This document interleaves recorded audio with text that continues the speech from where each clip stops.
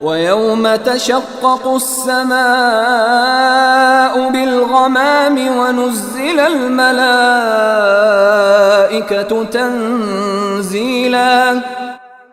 اور جس دن آسمان پھٹ کر ایک بادل کو راہ دے گا اور فرشتے اس طرح اتارے جائیں گے کہ ان کا تار بن جائے گا۔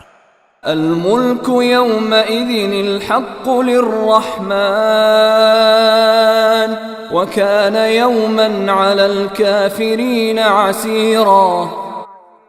اس دن صحیح معنی میں بادشاہی خدائے رحمان کی ہوگی اور وہ دن کافروں پر بہت سخت ہوگا۔